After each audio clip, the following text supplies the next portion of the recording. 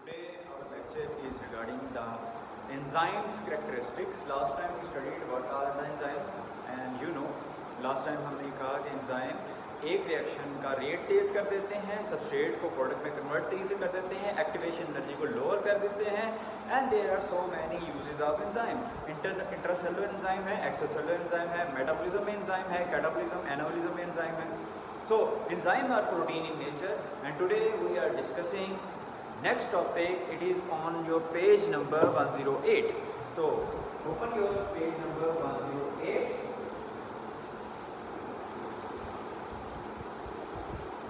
and today we will discuss about the characteristics of enzyme. So here we are, characteristics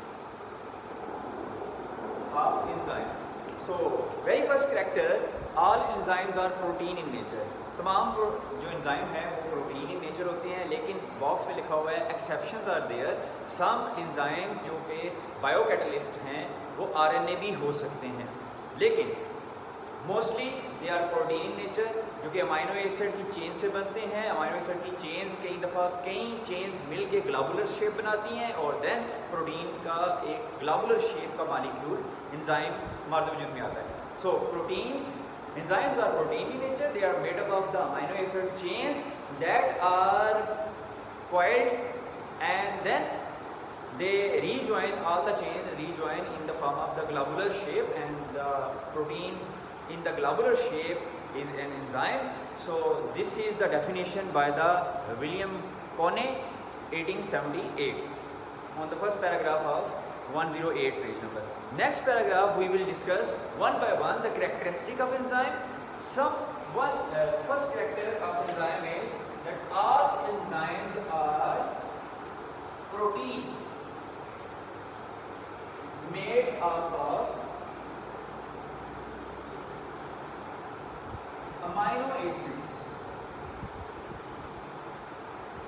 Actually protein is made up of amino acids, so enzymes are also made up of amino acids. Amino acid से मिलकर ये protein बनते हैं और ये enzyme बनते हैं। Okay, the second characteristic, तो ये एक एमसीक्यू भी हो सकता है कि प्रोटीन्स और amino acids made up the enzyme. And the next point is कि मोस्ट एंजाइम रिएक्शन रेट को मिलियंस ऑफ टाइम इंक्रीज कर देते हैं। तो second characteristic of enzyme is कि they increase reaction rate up to million times.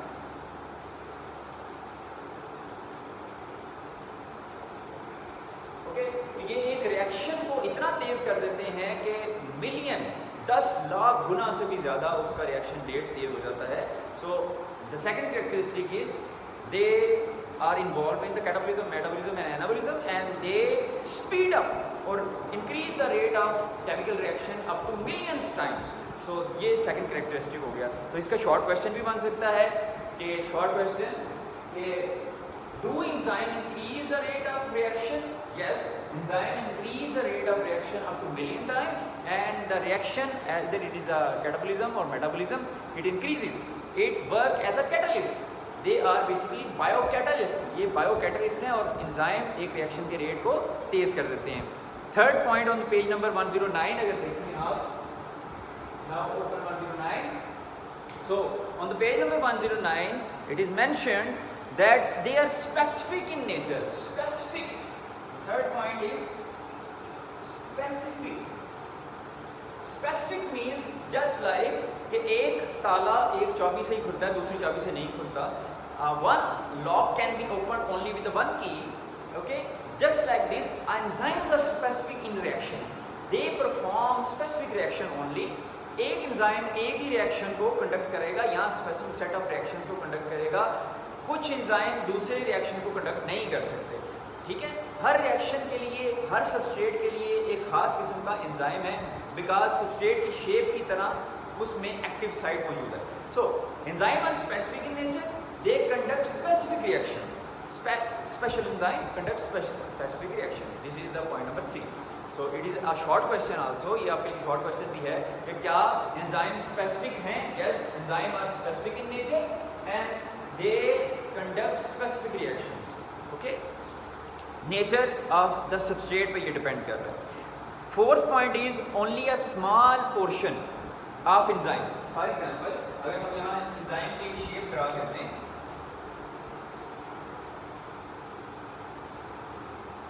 ये पूरा globular enzyme है, ठीक है, लेकिन ये इतने बड़े एंजाइम में सिर्फ एक स्मॉल पोर्शन एक्टिव साइट का है। Fourth point is active site.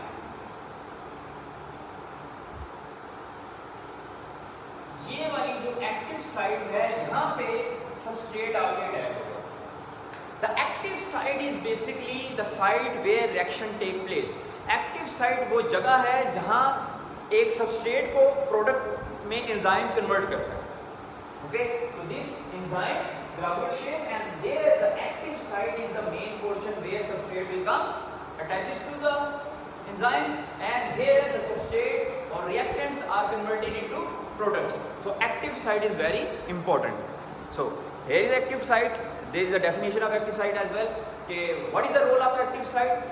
Active site is the portion of enzyme, a small portion of enzyme where reactants attaches, substrates are converted into the product. Okay, the fifth point is inhibitor and activators.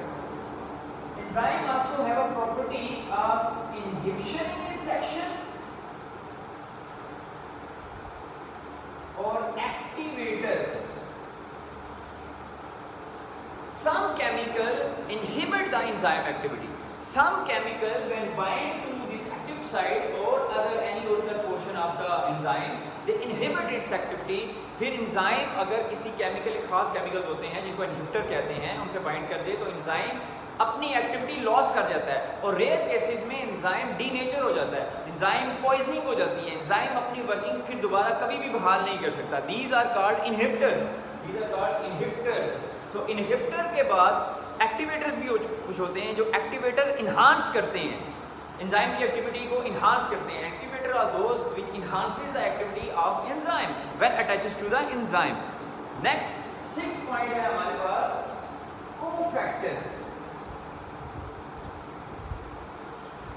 Cofactors जो हैं any other portion जो कि enzyme की help कर रहा है, enzyme के साथ अटैच है, उनको हम कहते हैं cofactor. Any other portion that is attaches to enzyme and helps in its working is called cofactor.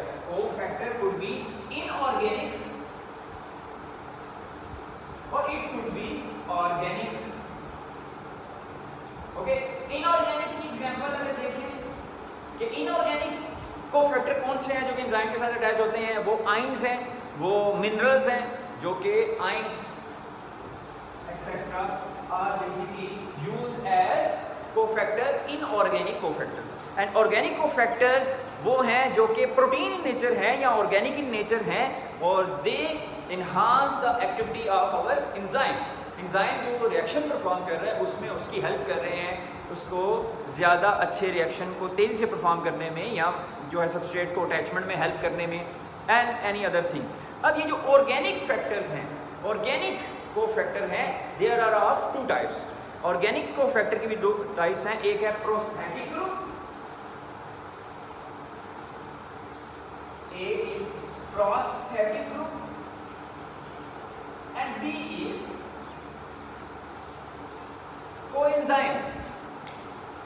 First of all, let's see prosthetic group or coenzyme.